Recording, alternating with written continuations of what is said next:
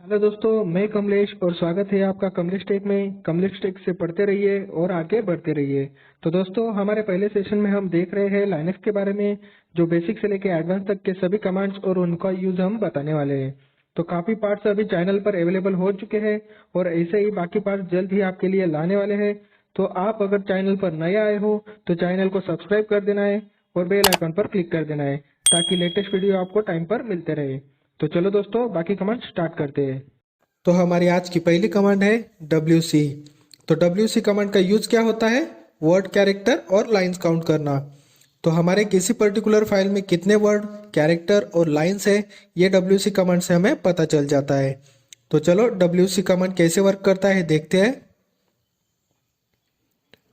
तो by default अगर हम टाइप करते हैं WC और फाइल नेम, तो हमें फाइल में वर्ड, कैरेक्टर और लाइंस कितने हैं ये डिस्प्ले होगा।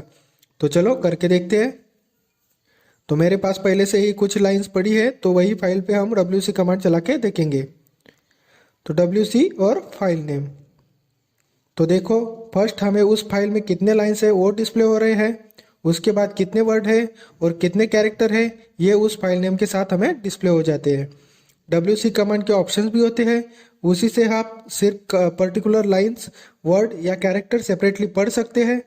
अगर आपको सिर्फ किसी फाइल में कितने वर्ड हैं यही देखना है तो सिंपली आप WC-W और फाइल नेम दे देंगे। तो देखो, इससे सिर्फ फाइल में कितने वर्ड है ये हमें डिस्प्ले हो जाता है। वैसे ही -C कैरेक्टर के लिए, तो -L लाइंस के लिए यूज किए जाते हैं। तो ऐसे WC कमांड का यूज होता है। तो चलो अब बढ़ते हैं हमारी अगली कमांड पर। तो हमारी अगली कमांड है कट। तो कट कमांड का यूज क्या होता है? कैरेक्टर और कॉलम कट करके डिस्प्ले करना। तो हम किसी फाइल के कैरेक्टर्स कट कमांड से कट करके देख सकते हैं। अगर मुझे किसी फाइल के सिर्फ आगे के कुछ कंटेंट और कैरेक्टर्स ही पढ़ने हैं तो मुझे पूरी फाइल ओपन करने की ज़रूरत नहीं पड़ती। जब हम कट कमांड का यूज करेंगे तो एक्सटर्नली ओनली वही वर्ड या कैरेक्टर हमें कट करके देख सकते। तो चलो आपको प्रैक्टिकली दिखाते हैं।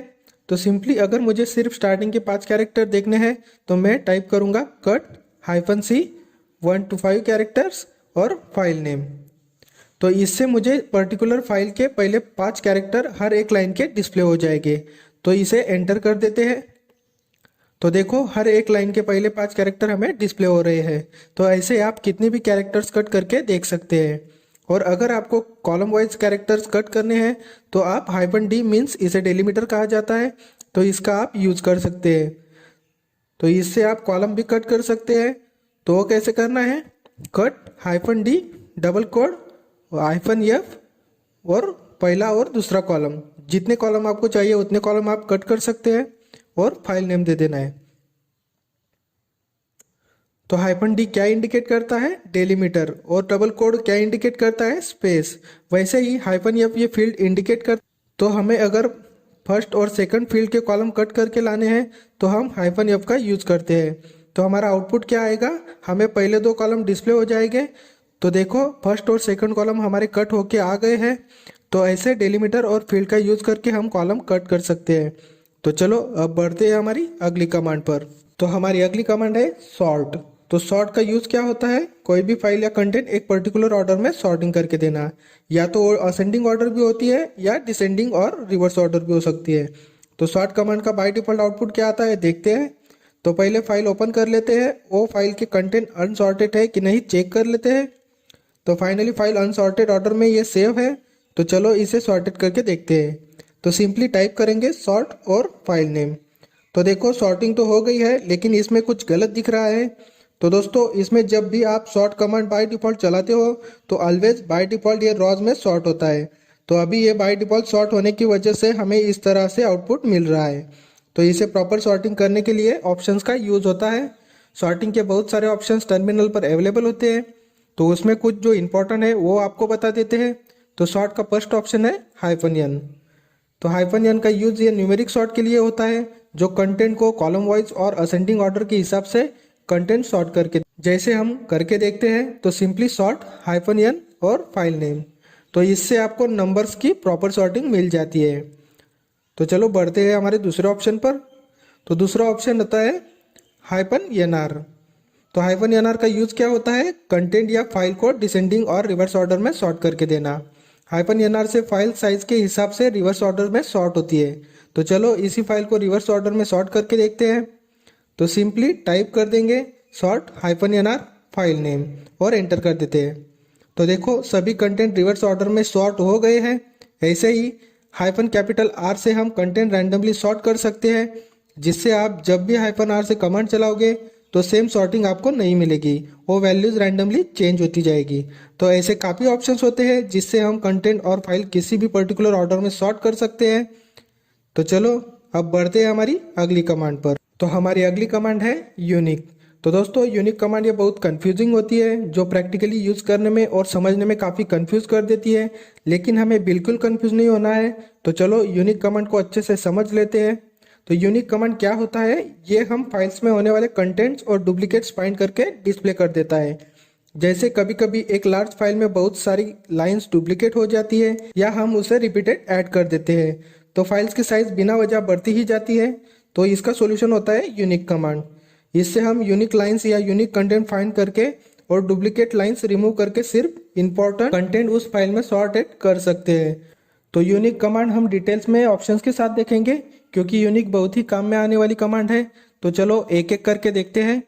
तो उससे पहले हमारी फाइल को हमें सॉर्ट कर लेना है। तो वो कैसे करेंगे? तो sort file name pipe T से दूसरे फाइल में हम सॉर्टेड डेटा रीडायरेक्ट कर देंगे। तो इससे हमारी अनसॉर्टेड फाइल का डेटा सॉर्टेड फाइल में सॉर्ट हो जाएगा। क्योंकि यूनिक कमांड यूज करते वक्त यह बात हमेशा याद रहनी चाहिए कि फाइल सॉर्टेड होना जरूरी है, नहीं तो रिजल्ट में कुछ मिसमैच हो सकता है, जिससे रिजल्ट भी गलत आ सकता है। तो हमें फाइल सॉर्ट करना ज़रूरी है। तो ये हो गई हमारी फाइल सॉर्ट। तो सॉर्टेड फाइल ओपन कर लेते हैं। तो कैट और फाइल नेम। तो देखो फाइल सॉर्टेड हो गई है। तो चलो ऑप्शंस के साथ यूनिक कैसे फाइंड करते हैं देखते। तो फर्स्ट ऑप्शन है -c। तो -c का यूज क्या है कि जितनी भी रिपीटेड लाइंस फाइल में आई है और कितनी बार वो लाइंस रिपीटेड हुई है, उसका काउंट हमें -c से मिल जाता है। तो वो कमांड कैसे होगी? यूनिक -c और फाइल नेम। तो देखो फाइल में जितनी भी लाइंस है वो सब डिस्प्ले हो गई है, और एक एक लाइंस कितनी बार रिपीटेड हुई है वो काउंट भी दिख रहा है। तो चलो नेक्स्ट ऑप्शन देखते हैं। तो सेकंड ऑप्शन है -u। तो -u का यूज क्या होता है? यूनिक फाइंड करना। तो यूनिक -u क्या करेगा? जितनी भी डुप्लीकेट लाइंस फाइल में स्टोर्ड है उसका एक यूनिक फाइंड करके डिस्प्ले करेगा। तो चलो करके देखते हैं। तो सिंपली टाइप करेंगे यूनिक -u और फाइल नेम। तो देखो सिर्फ यूनिक लाइंस टर्मिनल पर डिस्प्ले हो रही है। तो वैसे ही -d का यूज सिर्फ डुप्लीकेट लाइंस प्रिंट करने के लिए होता है। तो वो कैसे होगा? यूनिक -d और फाइल नेम। तो इससे आपको फाइल में होने वाली सभी डुप्लीकेट लाइंस डिस्प्ले हो जाएगी। तो दोस्तों ऐसे यूनिक कमांड का यूज होता है। तो चलो अब बढ़ते हैं हमारी अगली कमांड पर। तो हमारी अगली कमांड है नलीफाई। तो ये नलीफाई होता क्या है और उसका यूज क्या होता है? तो दोस्तों नलीफाई ये रिडायरेक्ट सिंबल से इंडिकेट किया जाता है, जो फाइल के अंदर का डेटा डिलीट करने में काम आता है। नलीफाई से सिर्फ डेटा डिलीट होता है, फाइल डिलीट नहीं होती। तो इसे ही नलीफाई कहा जाता है, क्योंकि ये फाइल नल करने का काम करता है। तो चलो फाइल नलीफाई कैसे की जाती है देखते हैं। तो सिंपली रीडायरेक्ट सिंबल लगा देंगे और फाइल नेम दे देंगे और एंटर कर देना है। तो इससे फाइल का सब डेटा डिलीट हो जाएगा। तो देखो कमांड सक्सेसफुली चल गई है। अब फाइल की साइज देखते हैं। तो देखो सब डेटा इरेज हो गया है। तो ऐसे कभी कभी हमें फाइल्स के अंदर डेटा डिलीट करना पड़ता है, तो ये कमांड हमेशा काम में आती है, और उसी नल फाइल में हम फिर से डेटा भी इंसर्ट कर सकते हैं। तो दोस्तों ये थी हमारी आज की टॉप इंपॉर्टेंट कमांड्स, जो कंपनीज में काफ़ी यूज में आती है। तो दोस्तों आज के लिए इतना ही, फिर मिलते हैं अगली वीडियोज़ में। तो आज के वीडियो की इन्फॉर्मेशन आपको कैसे लगी ये कमेंट में ज़रूर बताना है। लाइक करना, दोस्तों को शेयर करना और चैनल को सब्सक्राइब कर देना है।